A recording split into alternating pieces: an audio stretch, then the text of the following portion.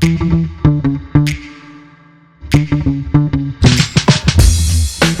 show today we have Tara Wilson, and here is why she is awesome. She is a speaker, executive coach. She's the director of partnership at Wrangle.io that partners with enterprises to build digital experiences while also leading her own consultancy, helping organizations with transformational change and program management. She spent the last 20 plus years helping organizations with their digital transformation on various projects and initiatives, including BlackBerry, MobiStream, and MCAP Commercial Limited. Hello, Tara. Ooh. Oh, it's all fun and giggles now, but wait till we get into our topic of digital transformation today. Okay. I'm super excited. But before we get there, we have to ask the question I ask all of my guests, which is, what's your best or worst employee experience? Okay. I don't know if I'm going to get double points for this, but I'll talk about one experience that was my best and worst experience. It was a little bit of a mind-blowing experience. So I was working at one of the companies that you mentioned, doing cloud transformation, and we were putting in the first cloud. And it was stalled for a number of months, and we couldn't figure out why. So I came in, got on board, and I canceled a whole bunch of stuff. I said, that's detracting from what we're trying to do. We're not doing it. We got things rolling, and within 4 months, we had a working cloud. And then I was tasked by my VP to get all of the other VPs of the impacted areas in a room together and congratulate them. A big celebration. We got a cloud up and running. And so I said, do you want to have a few words? And I said, yeah, absolutely. So I looked around, and I was a little bold and maybe brash when I was a little bit younger and maybe took some liberties that I shouldn't have. And I said, okay, well, this is great. We've got one of our cloud instances up. That's wonderful. But we're a tech company. So you can guess which company it was. If we couldn't get this up and running, we'd have some serious issues. But you all need to understand, now the hard work happens. We got it working. Now we've got to retool. We've got to change our end-to-end processes. We've got to retrain. We've got to have people happy about retraining because their bonuses are going to be affected because they're just learning something new now.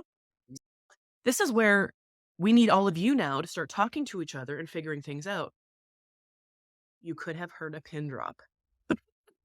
Everybody was just looking around going, oh my God. And my VP was like, thanks. Okay, let's get to the lunch section. And I was just, it was amazing because we had accomplished something that they were struggling to do. But then it was also the worst moment because I thought, what the hell have I gotten into? If these guys are all scared about doing this work, who the hell am I to start pulling this stuff together and start leading it? So that's what really got me on this course of the change management transformation piece of the programs and products that I was delivering, because I realized everybody was so focused on the tech. Yay, we've done this. We've accomplished something, that everybody thought that that was the end goal. But the end goal is really adoption, is really changing how people work. And no one was talking about that. Ouch. Yeah. But it's so funny because people, especially, people that are busy obviously see things as check boxes, not a journey, right? Yeah. But we did a thing. We're Yeah. excited. We did. We should be celebrating this, as opposed to your truth bomb, which is like, oh, no. This is a multi-year problem, not a box that you just checked off and a poster we can put up. Listen, everybody thinks, okay, I'm agile now. I've solved it. Great. Okay, interesting. Not even close. No, and it never is. And that's the big question we have today with digital transformation, which is what we're talking about today. And before we get into it, I like defining terms because we don't do a great job in a lot of organizations with actually defining what the hell we're talking about. True. So let's first explain, what is digital transformation?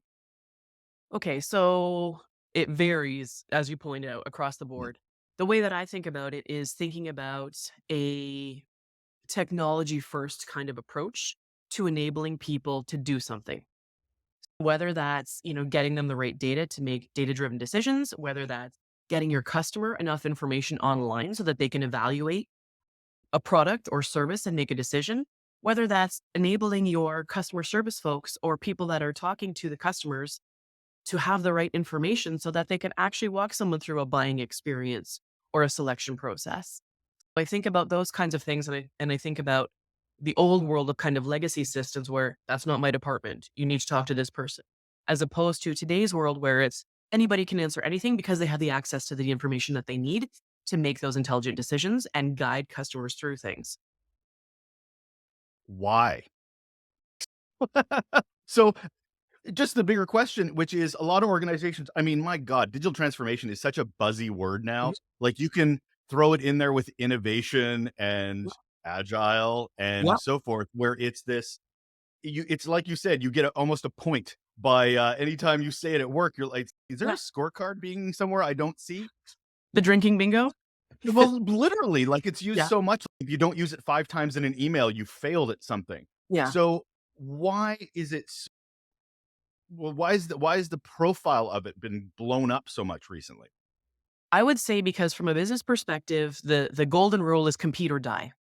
And what we've seen now with just the internet being so accessible to everybody, people want information on their own terms. I almost hate it when I go to any website and it's these are our service hours. Call in between whatever. And I'm like, who wants to do that? I don't want to waste my time. I want it at my fingertips. So really what's happened is it's the consumers that have driven this change across the internet, across anybody selling services or businesses that has really proliferated the business to business experience. So now it's not only as a consumer do I want the information that I need when I want it. I want to be able to shop at 3 in the morning when I can't leave. All that kind of stuff, right? That's what's going on. And what's happened now is that expectation has been set as a consumer. And now when you go into your business world, you think about, oh, this is what consumers are expecting. And whether that's a business consumer or an actual just individual consumer, that bar has been raised. So people are now having that expectation. And oftentimes, even if you're doing any kind of business relationship building, everybody goes to LinkedIn to check them out. Everybody goes to the corporate website. What are their values? How long have they been here? Who do I know from a corporate perspective? Who have they listed here? You're trying to figure out that pecking order to understand, am I talking to the decision makers? What's important to these folks? Are we aligned on business values? Will this relationship or partnership or interaction make sense? So that's what I'd say about the why. Fair. And I completely understand that. The problem I have with digital transformation is, and it's a problem maybe in a way that organizations generally think customer, they look dollars. Here's Yeah. digital transformation. I get that. Yeah. But this also goes back to the why of my show, which is organizations only seem to give a crap if it's about the customer, Mhm. not the employee. And Mhm. they're suddenly figuring out that the employee is the gateway to those customers over the last couple of Absolutely. years. So when it comes to digital transformation, sure, I get the why on the other end, but the employees have to be part of that journey or they'll go somewhere else. Absolutely. So why is this so hard? Or maybe it's easy. Is digital I don't think we'd be having a conversation if digital transformation took about 3 steps and you're done in 15 minutes. So Yeah. why is this so hard? I think people forget about the human element. I think to your point, they think about the customer and they don't think about the employee. One of the things that I felt was interesting is every time that I'm doing something technologically oriented, which is 98% of the time, I also ask, how are you talking to your internal teams about this? I don't care if they're impacted by this or not. Is this a strategic goal that the rest of the organization is aware of? Because they need to understand that a group of people is focused on making a change and how they can support that and how there may be a ripple effect to other organizations. Because now that we have something new involved, other people may want to join that team. Those people may look to expand their knowledge into other areas. So, how are we managing that? Because everybody knows it's so much easier to train up a current employee than to hire somebody new, right? That costs a lot of money. There's that. And then there's also the fact that people forget every single employee is an ambassador of your company, period. Whether that be talking to a client, talking to a family member out there and whatever, going to a job fair to recruit, you're missing an opportunity if you haven't turned all of the employees into someone who loves that organization. And so helping them retrain. I was going through a transformation in another organization just recently. And some people were like, well, I don't want to learn cloud. I don't want to learn about platform services. And I said, okay, cool. Well, if you want to just stay in the technology niche that you're in, you need to know it's going away here. So this company is actually supporting your retraining internally. Take a look. Take a look at job postings for that skill set that you've got. How many are there? Yeah. Yeah. Like when technology changes, you need to get on board or you will be left behind. So think about, how do I build resiliency in my workforce? How do I demonstrate and how comfortable do I feel about changing things? I mean, we've talked a little bit before about the fact that technology exists to change. It's got life cycles, it's got lifespans. Sometimes it leapfrogs things, sometimes it just evolves, but we're here to make changes. And oftentimes it's the technology folks who are the most apathetic to change and just want to run screaming from it. But I'm like, this is why you have a job, right? This is what we do. Yeah. So, what are the ingredients? Before we get into all the challenges and what we need to do better at, what does an organization need to have in place for it to be able to adopt digital transformation more easily? I think one thing that it really needs to do is be honest about any silos that are built. So, one thing that I've seen many times, which is a recipe, maybe not the recipe for success, is that it's led by technology. Oh, we're doing agile now, everybody. We're not doing waterfall anymore. We're going to build these requirements as we go. We're going to demonstrate what we're delivering, and we're going to get constant feedback as we go. We're agile. But it actually needs to start higher up in the organization to understand that not only does that need to happen, but how you manage budgets needs to change. How you take a look at your capitalized versus operational costs, how you're looking at staffing for things. All of that needs to be thought through and needs to be understood at a leadership level so that people are prepared to take that on. When they're transitioning, so many times it's just, well, this is what's in the business case. The business case says I have $500,000 in 6 months. What happens after that? Does this magically just steer its own ship? Is it upgrades are just going to happen ad hoc? It's got no life cycle, no lifespan. And people need to think about, if we're going to be making this kind of a significant change or investment as an organization, what skills do I need a leadership team to have? How do we need to be working together? We need to talk openly about the roadblocks of moving from how we were working to how we're going to work, and literally build a plan for that, because it's not going to happen overnight. You may have people who have been fighting for funding. You may have been people who have different visions of the strategy of how to execute on things. You need to have very real conversations around, this is how we're moving forward, get on board, or let's figure out how to maybe exit you gracefully. Because if this is truly what you believe, go and do that somewhere else where that's what they want to do.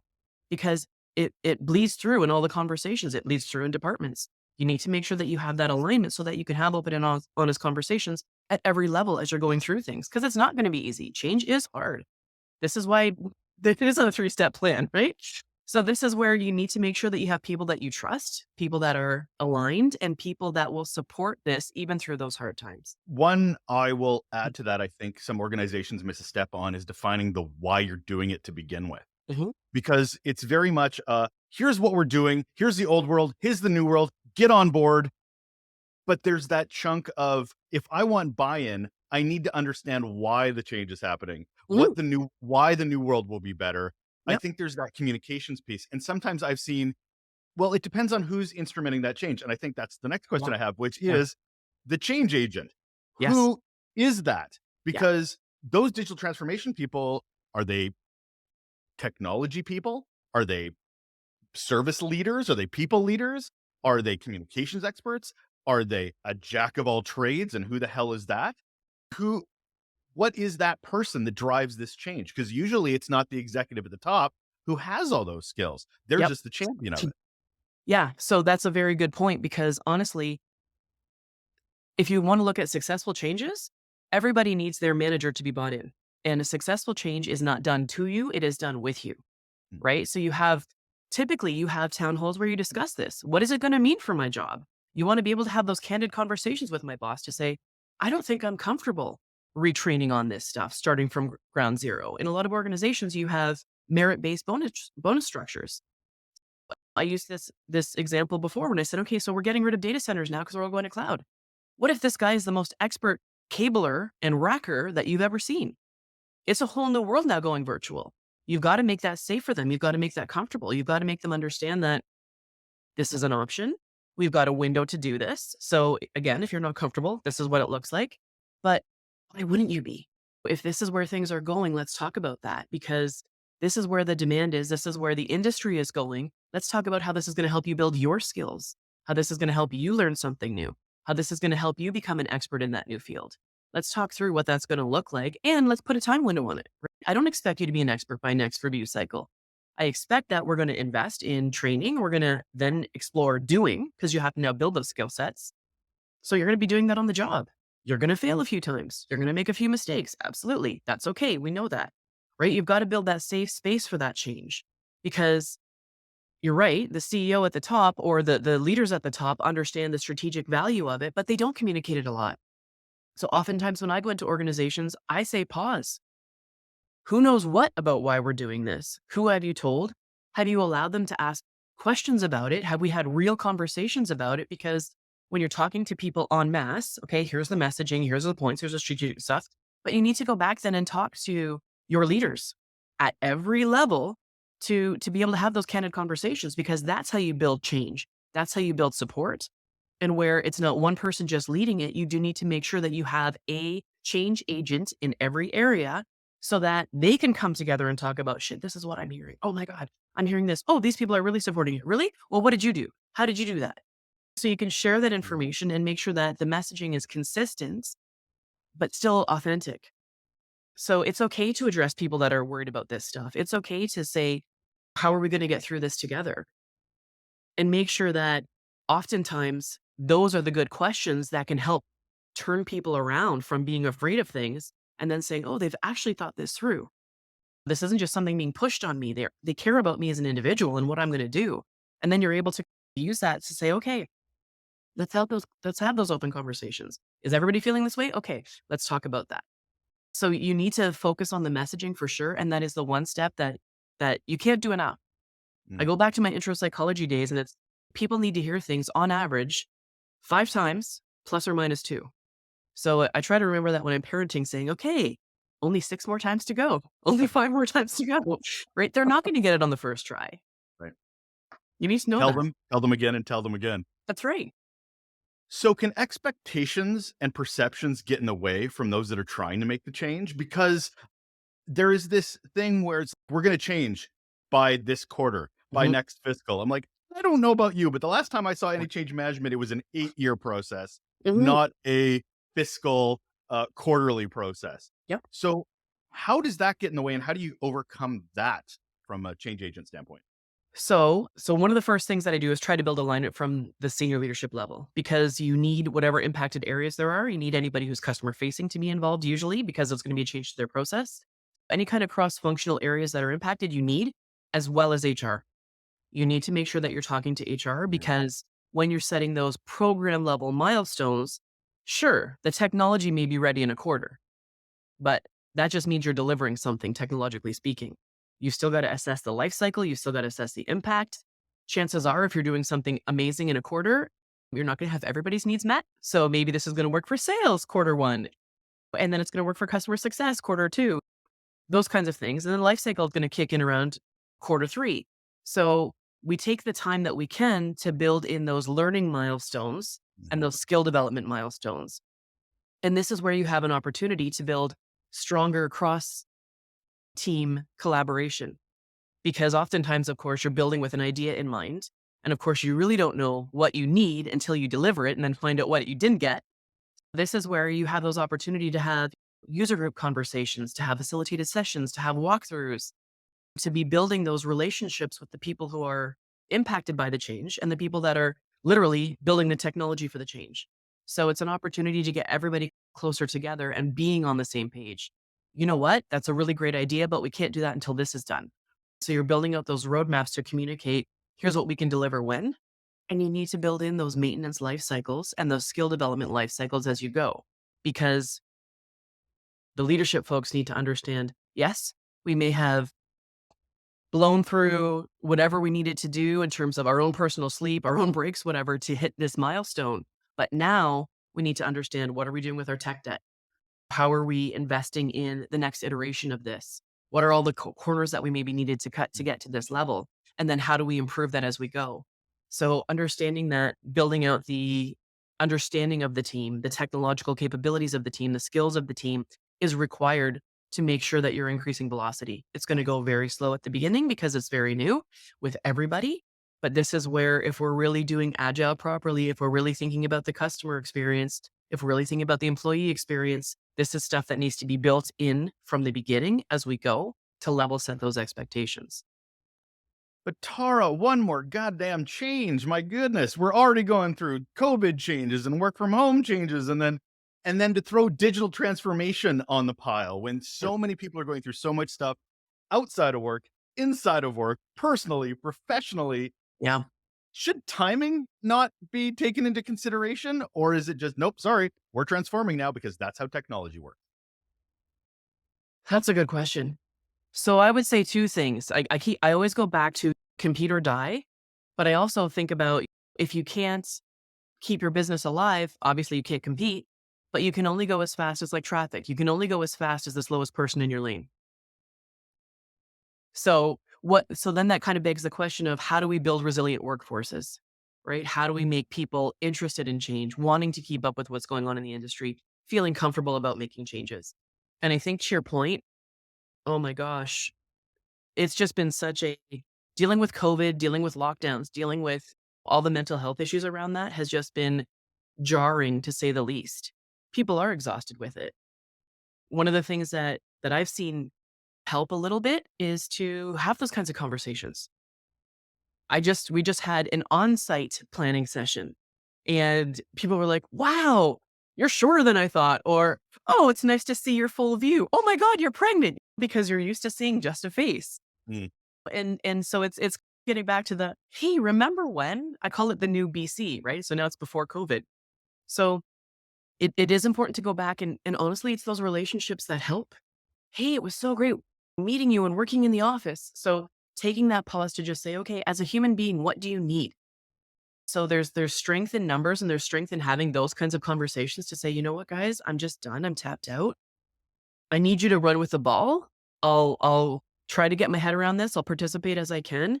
It will go slower, but this is where you do need to give people time to just breathe again and just understand, okay, we can do this together. Maybe I can't do this all myself, but I've got a team. I've got a team that we can work with. I can raise these conversations. I can raise these issues. And together we can figure out what's a good plan to go with." And I know shareholders don't want to hear that, but at the end of the day, I can give you some bullshit date and say, "Yeah, sure, we'll do it by this date." And we won't make it. We'll cut scope. We'll do the very bare minimum. You won't be happy and we won't be happy. So the one thing I hope that COVID brought us is a better understanding of work-life balance because honestly, what are we killing ourselves for? Where are we getting this wrong?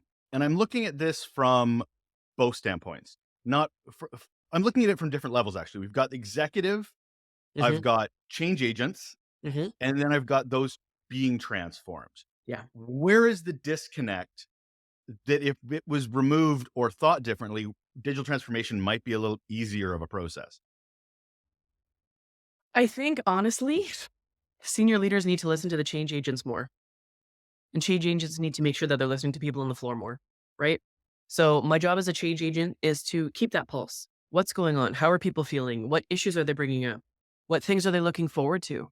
Right? You need to make sure that you're building wins into whatever you're doing. So you're building that groundswell of excitement versus anxiety about the change. And this is where, if we're feeding that information back to executives the way we should be, there should be an appreciation for, wow, I know we've only moved the needle a notch, but that was a big notch. And that's the Mm. first notch in the rest of it. And this is where we need to celebrate those successes. There needs to be an appreciation from the people at the top to understand what the rest of us are going through as we're changing all of these things. Because CEOs are great. They've got great vision, great understanding of where they need to be, great kind of laser focus as to I want to be there. But it's the rest of us that make it happen. So the devil is always in the details. And this is where, okay, yes, on paper, things look pretty simple. 5 steps were there. But each of those 5 steps has 20 sub steps. And some of those have different options around them. So, yes, it's going to take us a little bit of time. And this is why it's so important to be the face of that change from an executive perspective. It's so important to make sure that you're checking in with people just randomly. Over communication can't happen. It can't happen.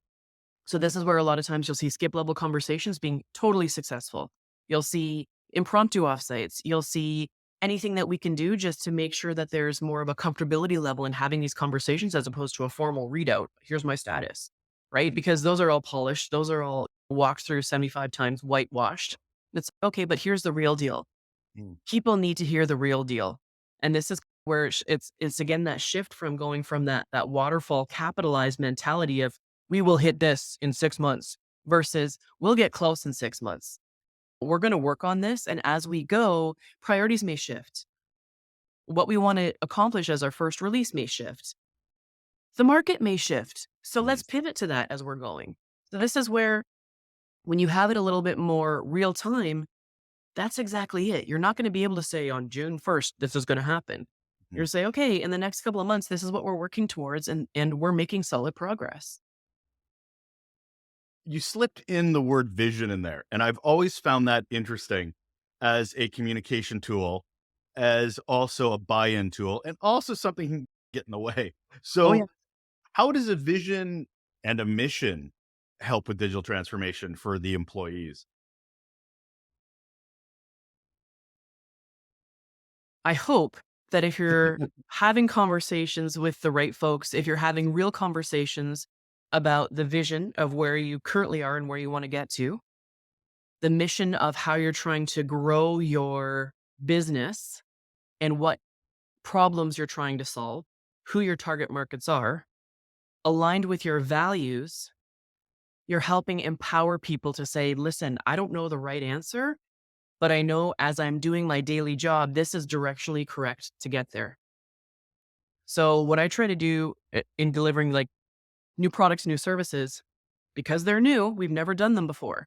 So yes, we don't have all the answers, but I can say every time I'm given a choice or an option or some kind of contingency that comes up that was unexpected, is this directionally correct?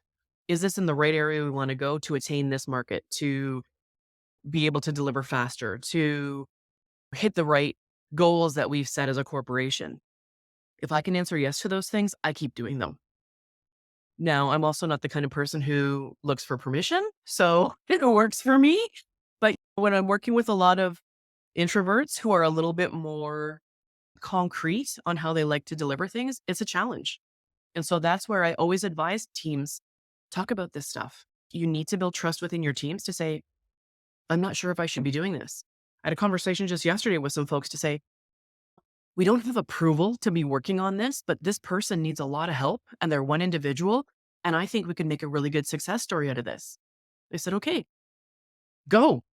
Mhm. Absolutely. If you're helping one person, that's one person who's now going to become someone who gets it, someone who will talk to other people to try and help them understand it and try to help build that groundswell of what we need to do and point to this team to say, they can help you. So this is where we're helping each other. We're not waiting for leadership to say, yes, thou shalt. We're trying to be directionally correct, saying, well, this is what we're here to do. Let's figure it out as we go. And really, I think it takes that a little bit of confidence to say, I don't really get the vision, but I get it. And I'm going to keep going until someone tells me to stop. So you've got to be a little bit of a pioneer.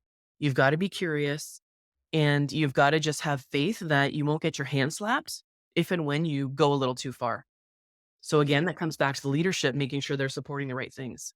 And psychological safety being so vital to Yep. that change, because people should be able to try and fail and Yep. speak truth to power, because transformation can't happen in a vacuum. Yeah. I have a question about those making the change, though, because cursive knowledge tends to come up a bit when I've seen transformation. And I say this as someone who started in a very technical organization once and literally had a rule of no acronyms for the first year. Like, I don't Mm. want to hear a single acronym from a single person because I'm new, I'm still learning. Don't make assumptions.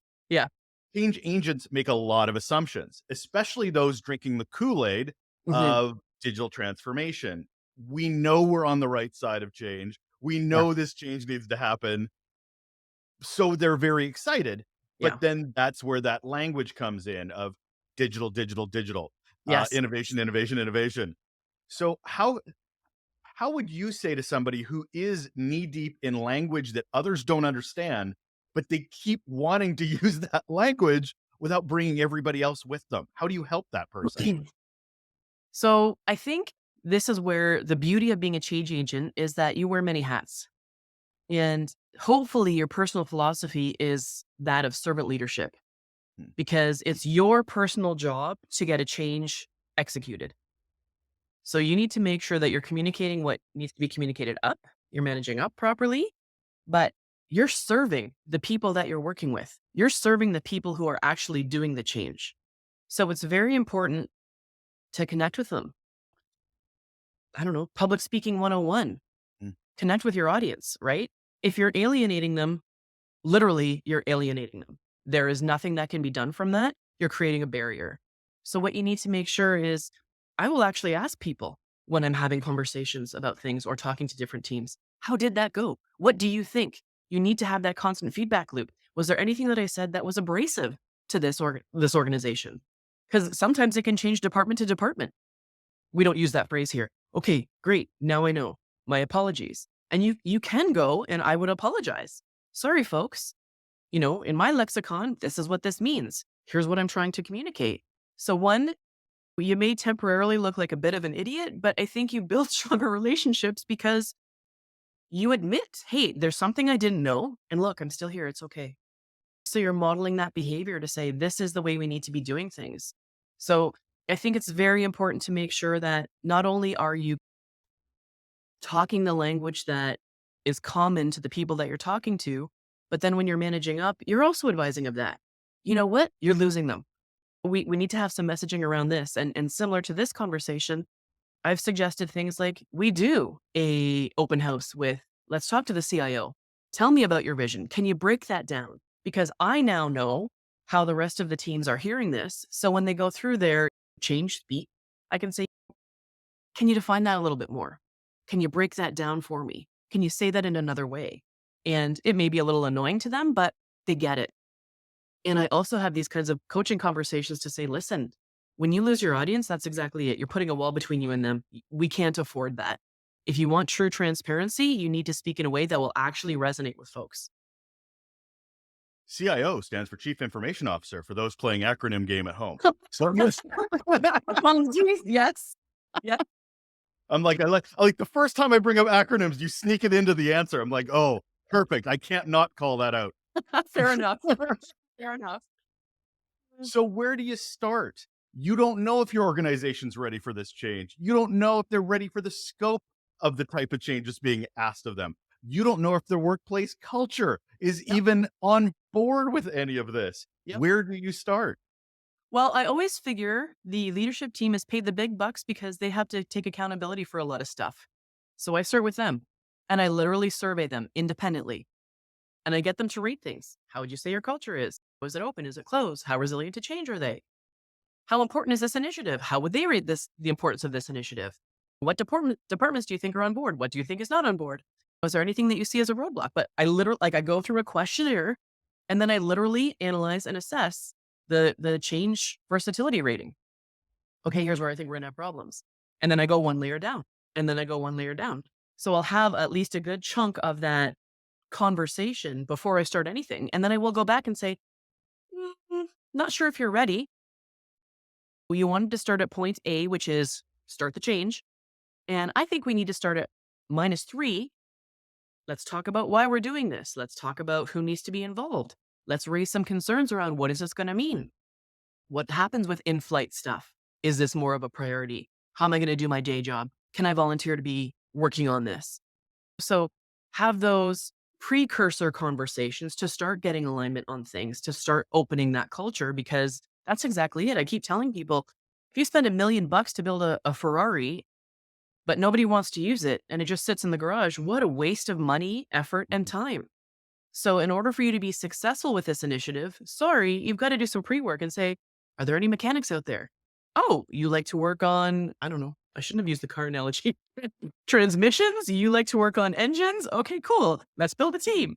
But this is where you need to gauge that because change cannot be imposed. It must be worked through if you really want it to work.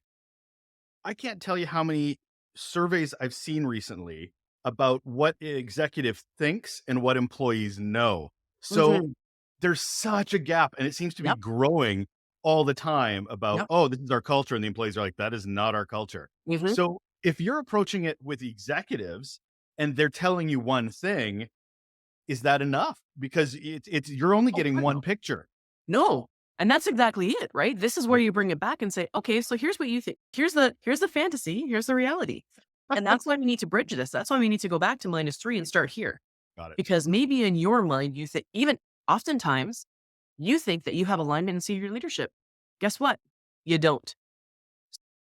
I always say it's like navigating a ship. If you start off and you're 1 degree off, that's the difference between hitting Australia and Africa. So you need to make sure that your senior team is aligned because if they're not aligned, how the hell are people on the floor going to be aligned? So this is where bringing that information back allows them to have those conversations. And I've had times where, no, no, no, it's fine. Just go. Okay, here are the risks. Here's, I don't want to say foreshadowing, but here's what I think we're up against. And then I will say, okay, be aware of this. We're probably going to see this as it happens. So we'll need contingency plans for that. And so depending on the awakening I think sometimes the leadership team needs, I will go hard and I will be like, okay, so when people don't want to do this, what are we going to do? When people are uninterested, what are we going to do? When no one shows up, what are we going to do? Um, I'll bring out different scenarios for them and just say, okay, how do you want to handle this? And honestly, sometimes I kill things because they're not ready and no one's ready to make a change. So there's literally no point. So that's the onboarding. That's the pre-work. Yeah. How about the other end? How do you know you're actually being successful at change? I spend a lot of time doing one-on-ones. So I'll listen to team meetings, I'll listen to things that are being said, I'll listen to things that aren't being said.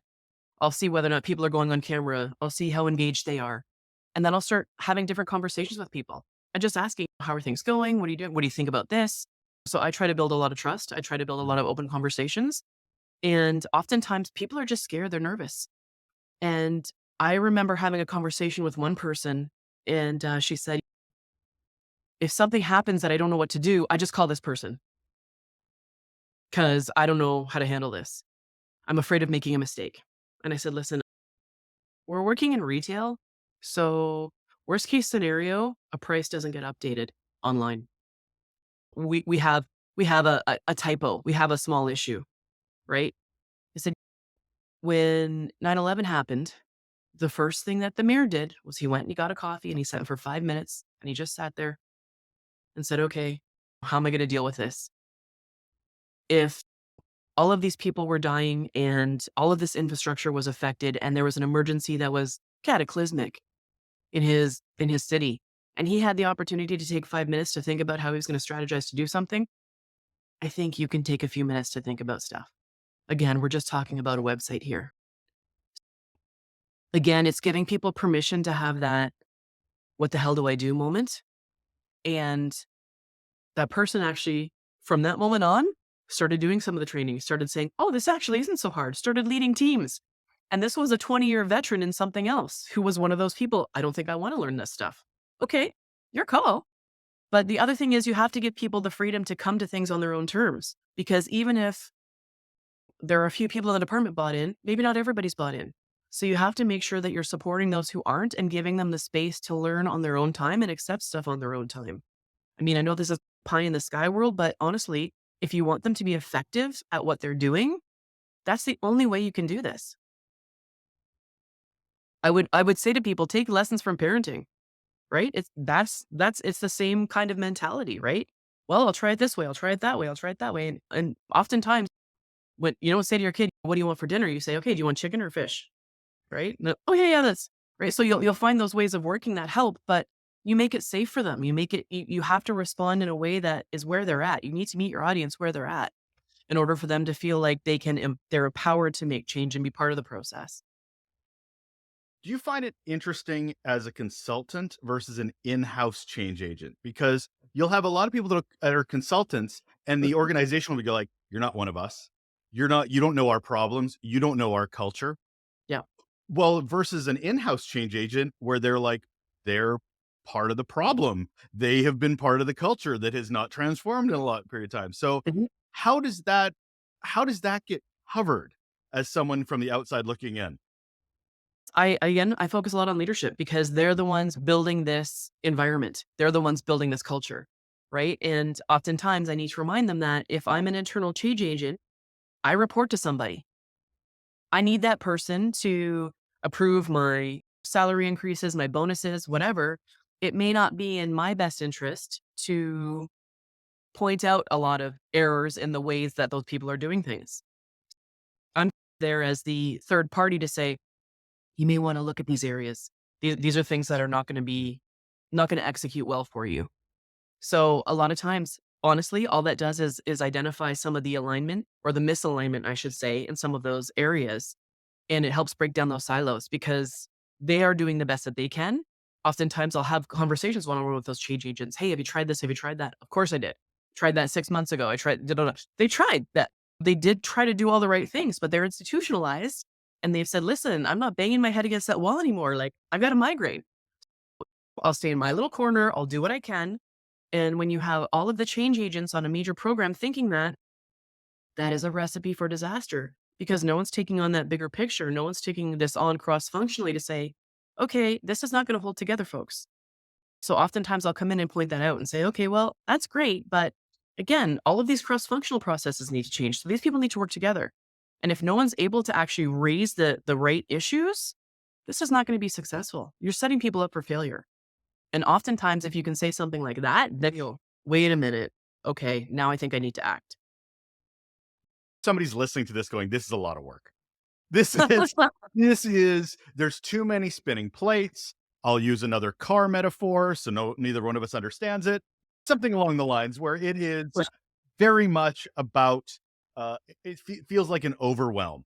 So I Mhm. guess I want to tackle something you mentioned at the top, which is digital transformation could be many different things. Yes. Do we need to go through a process like this for every type of digital transformation? Is there a threshold going, okay, you cross this line, so now it's a huge moving an iceberg versus that's just using PDF now. It's just a smaller change.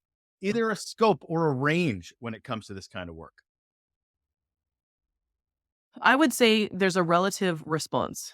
So something that's going to be cross functional, like we're going to fundamentally change our website. So all of the lines of business now will be represented in our website. And this is a big initiative we want to undertake. I would say, okay, start now and bring in all of those pieces because you need to be able to assess the magnitude of that change, right? As opposed to, okay, everybody, we're going to go from one documentation system to another documentation system. Okay, Mhm. cool. You still want to have all of the people that are impacted have that conversation, but the magnitude of that impact is going to be smaller, right? So this is where I would say the approach needs to be the same all the time. Who is impacted by this change? What do they need to know? Who do we need to align on buy-in for this change? Who are going to be the people that are going to be advocating for this change or at least responsible for being that conduit between all of the groups to say, hey, we've got a problem over here, we've got a problem over there, let's work this out. That needs to happen regardless. The amount of time it takes to pull that stuff together is also relative. So the bigger the change, the more you need to be talking about the impacts of it before you start anything. So that you can make sure you're starting off on the right foot. You're charting your course properly. Because if you miss a couple of people in that initial push, if you will, you may have to have a hard turn somewhere where it's very costly, it's not time effective, it's going to cause some relationship issues because people have been going in one direction and now they need to totally pivot. So you need to make sure that maybe this is the project manager in me, but you need to make sure that you're starting off on the right foot to plan for the right things in order to get the outcome that you want. And while it is a lot, that's why you plan this kind of stuff so you can say, okay, for the next 3 months, I'm focusing on just this piece, and then we'll go forward. And as you're doing that, I always look for people who are interested in learning more, doing more, and who will support it. Because it's a lot of work for one person, but when you start enabling agents in all the other areas, it's a lot less work. And that's what helps support the change through doing, not being told. I think I got to wrap it up with the big question at the end, Tara. Thank you so much for talking about this. I could keep talking, but I know podcasts do I'm have to sorry. end eventually. No, it's all good.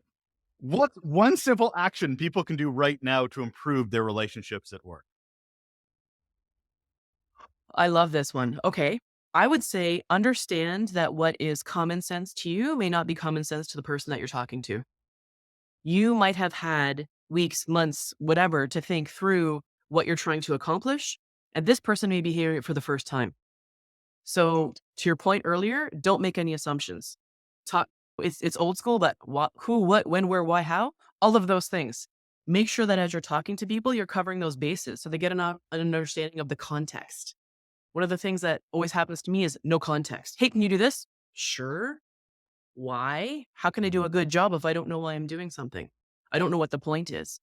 So always make sure that you're to build a relationship, you're pulling people in as opposed to pushing stuff to them.